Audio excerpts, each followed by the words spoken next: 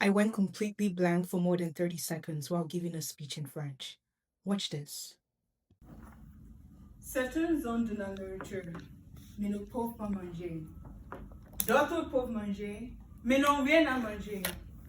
Et nous avons de la nourriture et nous pouvons manger. Je viens de réciter les 3 premières lignes d'une chanson qu'on chantait à l'école primaire, avant chaque repas. Je n'ai jamais compris la première ligne parce que qui possède de la nourriture et ne peut pas manger. Je ne savais pas qu'un jour, cette ligne me décrirait. Le 25 décembre 2024, je me suis levée tard. En sautant du lit, j'avais senti cette douleur étrange dans mon estomac. C'était une sensation étrange, quelque chose que je n'avais jamais ressenti auparavant. Je n'y ai pas fait attention. J'avais trop mangé la nuit dernière en festinant avec des amis. Ça allait passer. 492 jours plus tard, ça n'est toujours pas passé. Ce que j'avais, je l'appelle plus tard, s'appelle le SII, le syndrome de l'intestin irritable. J'ai vécu avec cette douleur pendant plus d'années. Et pourtant, je suis reconnaissante envers le SII.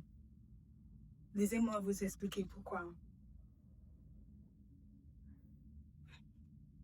Le 23 octobre l'année dernière, je me suis réveillée 30 minutes avant mon réveil et mon esprit s'est mis à courir. À ce moment-là, j'avais passé 40 jours d'envoyer des candidatures en masse et coup de silence. Ce jour-là, j'ai pris une décision. J'allais arrêter de postuler des applications. Je me suis engagée à 50 jours à bâtir à la place, à bâtir les preuves publiques de mon travail, à bâtir un portfolio, à bâtir la version de moi que je savais en moi, mais que je n'avais jamais laissé sortir. J'ai fait tout cela. J'ai pris cette décision et je n'ai pas dit à personne. Et je l'appelle cette période mon ère de développement et de raffinement de compétences. Pendant ces 50 jours, j'étais comme possédée. Je me suis donné des échéances impossibles pour terminer des projets. J'ai écrit, j'ai bâti, j'ai cassé des choses, je les ai reconstruites. Et j'ai fait tout cela en vivant la douleur du SII. Voici ce que je n'avais pas compris que tout récemment. Dans la nature, la graine a besoin de 2 choses pour pousser, de l'eau et du soleil. Sans ces 2 conditions, une graine reste une graine et ne devient jamais l'arbre. Il a fallu de SII pour me donner mon eau et mon soleil pendant ces 50 jours d'isolement. Sans le SII, je n'aurais pas pris l'habitude de faire de longues marches chaque jour, plus de 60 minutes de marche, sans écouteurs, sans podcast, sans musique, juste mes pieds et mes pensées. C'est là que mes meilleures idées sont nées. Sans le SII, je n'aurais pas été obligée d'éliminer toutes les épices et tous les ingrédients que j'ai mis pour manger des plats fades. Et quand je ne peux pas trouver les plaisirs dans la nourriture, mon cerveau a dû trouver le plaisir ailleurs. Il a trouvé dans l'écriture, dans l'enseignement, dans la création de choses qui n'existaient pas auparavant. Alors, avant que vous pensiez que je dois être très mature pour voir le bon côté de cette douleur, voici ce que vous devez savoir. La douleur devient parfois si forte que j'ai la sensation de vouloir me découper avec une avec un couteau, juste pour laisser sortir ce qui est à l'intérieur. J'essayais, je vous le jure, j'essayais de simplement m'asseoir avec cette douleur, de respirer à travers elle. Mais il y a des jours où j'échoue. Et ce jour-là, j'ai essayé de m'échapper.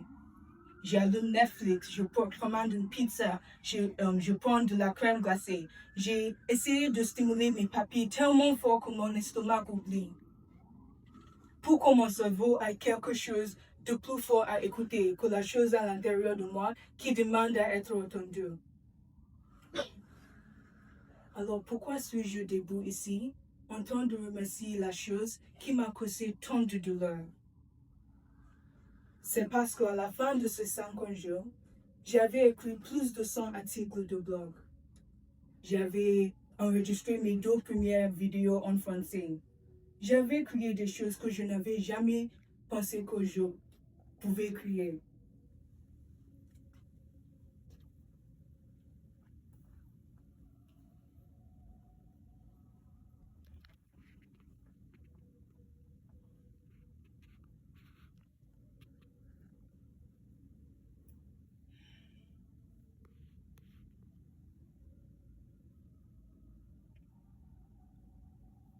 La personne que je suis devenue pendant ces 50 jours m'a donné le courage de déménager à Montréal seul, de démarrer une entreprise, d'entrer dans les salles où je connaissais personne.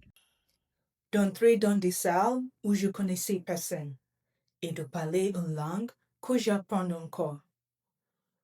La graine a poussé. L'arbre est encore petit, mais les racines sont si profondes. On dit souvent que raconter une histoire, c'est comme bâtir une maison brique par brique, mais avec des mots. Pouvez-vous vous voir dans l'une des pièces de cette maison que je viens de bâtir? Peut-être êtes-vous dans une saison d'isolement ou en train de traverser une douleur invisible, qu'elle soit liée à la santé, aux finances ou aux relations.